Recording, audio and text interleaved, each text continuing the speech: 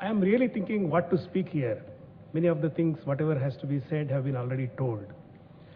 How many of you have seen the movie, Indian movie called Three Idiots? You remember? Yeah, very good. Yeah. So that's a very good example of innovation. So there is a lot of discussion going on three terms: innovation, research, and development. The words have been mixed. So I thought I will just clarify before I go to my specific company and what we are doing. Innovation is essentially a spark. It is very individualistic. It is coming from a spark or a wave in mind. It is very intuitive by definition, or by nature it is very intuitive in its origin. And for example, whether it is so many inventors we have seen, talking of Bell or so many people, hospital or lab, and then he mimicked that and formed the instrument to do the surgical operations. And the same thing is used even today. That is called lion's forceps. In Sushruta named this as Simhamukhi. And he has at least invented some 100 and odd instruments which are even in practice even today. And similarly, there was one more saint called Bharata, who is the author of this so-called Natya Shastra. He was wandering in a forest. He heard a very melodious sound. It was so sweet and so pleasant, he forgot his hunger and thirst. He started chasing that sound. And when he went there, he found there was a water falling on a particular pattern of leaves which were dry and creating beautiful sound. It was so melodious. Then he came back to his ashram and started repeating and repeating, and that is the origin of Mridangam, which we all know as a musical instrument.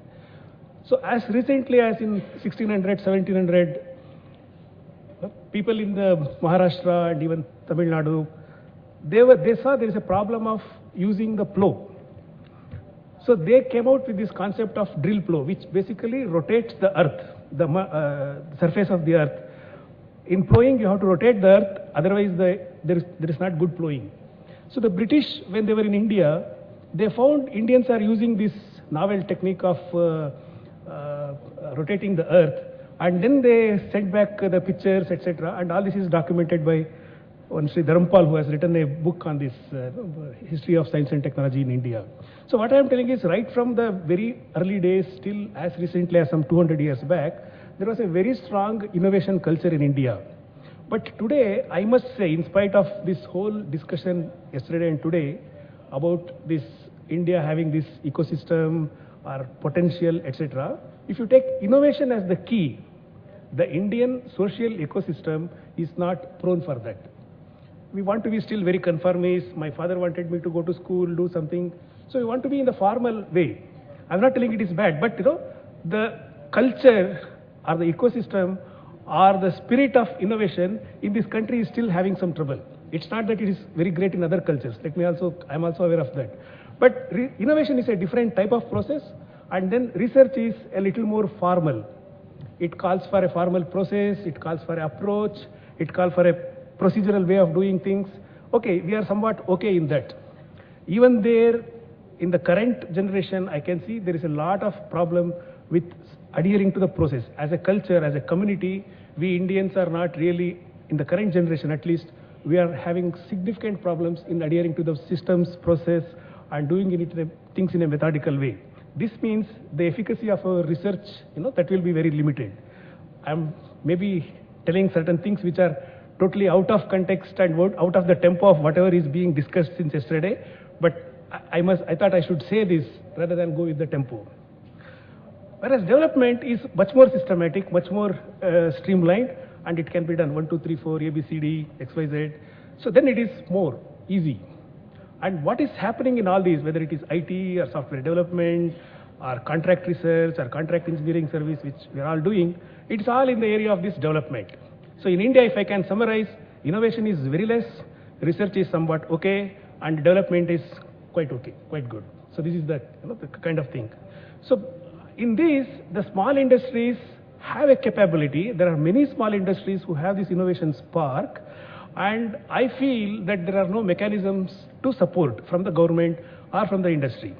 Many of the people in the SMEs, they don't even know how to write a business proposal. the innovators, so-called innovators, they don't even know how to write a business proposal if they want to go to a VC or a funding agency or even to a bank, forget other things. And that kind of a ecosystem doesn't exist. And this is where I strongly appeal to all the key policymakers here. I made a personal plea with all the people to develop some mechanisms where this kind of a innovation-based funding from the government, it's a very high-risk game. It's a very, very high-risk game. The VCs will not be very interested. The big companies will not be interested. So government has to find some way of doing this. This is one of my first plea. And I'm very glad about Department of Biotechnology. And they are the only one group, as I have seen, who have a scheme for small business. They have that SBIR program, which is similar to the US Small Business and Innovation and Research. And you can go to SBIR or Google for SBIR in US. SBIR funding has accounted very tremendously for the growth of American technology and American business and their prosperity. And that kind of an equivalent scheme is not in India at all. And all the funding agencies in US, whether it is National Science Foundation or DARPA or DOE, all these agencies, they have at least 30% earmarked for the SBIR programs. And that kind of a scheme is required. I am aware of at least two dozen companies in Bangalore who have a very strong potential of generating something very new in the area of electronics, in the area of manufacturing, including ProSim. We started our company in '96 trying to develop certain process for manufacturing. We developed a concept of what is called as floating dies for cold extrusion and forging operations. Then we developed a concept of sintering using glass. But by the time we could do the thing, then we found already ABB, one of the process was patented by ABB. And we had spent almost 2 years. And then my wife started telling, "Arey, when will you start getting the money back?" And then we started getting into this routine contract R&D services and engineering services business. So there are many, many opportunities that are available in the small scale industries. So I think that should be really used in the interest of the country and in the interest of the business of this country. There were a lot of talks made about the human potential available in India. And I think there was also a mention about skill development and things like that. There is a lot to be done in that. And what I can only see is there should be some kind of a orientation. I think somebody made this point yesterday. There are so many students, or somebody demanded the industry should specify what the industry wants. I think there is some effort from the industry also needed to specify to the academic community what is required for the proper development and engineering or research process. Because as has been seen in all the cases, all the industries, the employability, the real talent, the real employability of the Indian graduates is very less. And there has to be some serious intervention on this. Otherwise, we are producing people in lakhs and millions, and really they cannot be put to productive use. I went to the extent of telling one of the VCs of the Technical University in Karnataka that why are you taking the money and wasting the time? You give the people directly to the universities, because we have to literally retrain them for all the practical purposes.